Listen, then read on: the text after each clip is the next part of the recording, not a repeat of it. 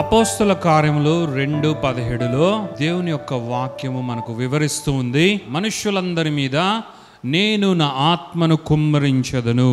ఇది పరిశుద్ధాత్మ బాప్తిస్మమును గూర్చి జీవ గ్రంథమైన బైబిల్లో వివరిస్తున్న ఒక వాక్యమే.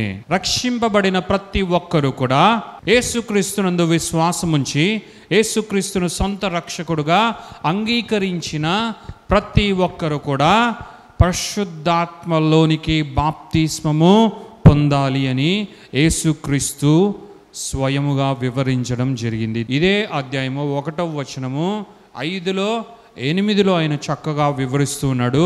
యోహాను నీళ్లతో బాప్తిస్మము ఇచ్చెను గాని కొద్ది దినములలోగా మీరు పరిశుద్ధాత్మలో అనగా పరిశుద్ధాత్మతో బాప్తిస్మము పొందెదరనెను.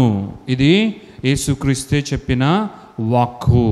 అంత మాత్రమే కాదు, ఆయన 8లో అంటూ ఉన్నాడు, పరిశుద్ధాత్మ మీ మీదికి వచ్చినప్పుడు మీరు శక్తి నొందెదరు గనుక యెరూషలేములోను యూదయ సమరయ దేశమందంతటను బూదిగంతముల వరకు వెళ్ళి నాకు సాక్షులై యుందురని వారితో చెప్పెను. అపోస్తుల కార్యము 2వ అధ్యాయము 17లో చెప్పబడిన ఈ యొక్క ప్రొఫెటిక్ వర్డ్ ఏదైతే ఉందో, ఈ ప్రవచనాత్మకమైన వాక్కును గూర్చి ఆయన శిష్యులైన వారు, ఆయన బిడ్డలైన వారు అనేకులకు వివరిస్తూ ఉన్నారు.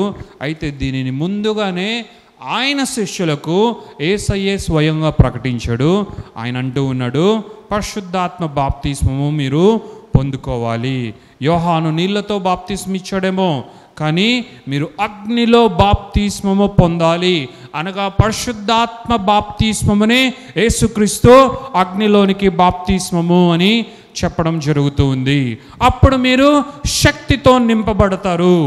అప్పుడు మీరందరూ నాకు సాక్షులై ఈ యొక్క లోకమందంతటా సంచరిస్తారు అని యేసుక్రీస్తు చెప్తూ ఉన్నాడు. దేవుని నామానికే మహిమ ఘనత ప్రభావం కలుగును గాక.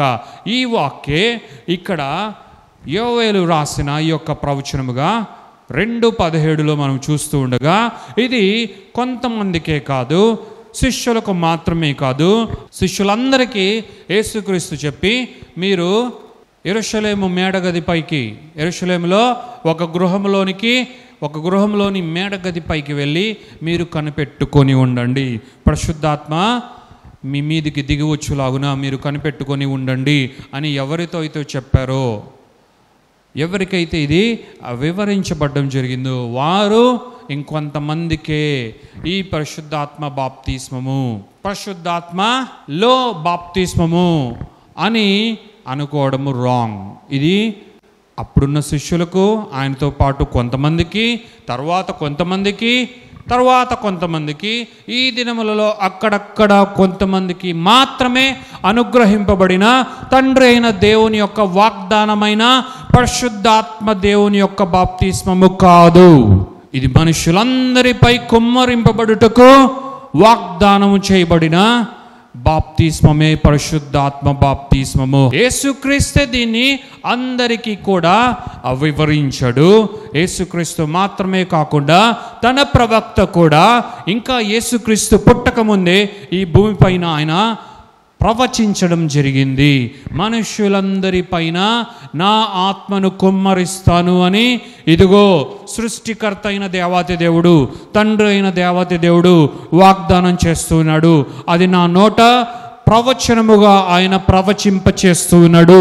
మీరందరూ జాగ్రత్తగా వినండి అని మన ప్రవక్త అయిన యోవేలు మనందరి కొరకు వివరించడం జరిగింది. సో కాబట్టి సువార్తీకరణ తర్వాత అత్యంత విలువైన గ్రేట్ కమిషన్గా హోలీ స్పిరిట్ బ్యాప్టిజం అన్న గ్రేట్ కమిషన్ని మనము గ్రహించాలి, తెలుసుకోవాలి, అర్థం చేసుకోవాలి అని దేవత దేవుడు కోరుకుంటున్నాడు. ఎందుకంటే సువార్తీకరణ అన్నది అంతటా అందరి దగ్గరికి సువార్త వెలులాగున చేయాలి.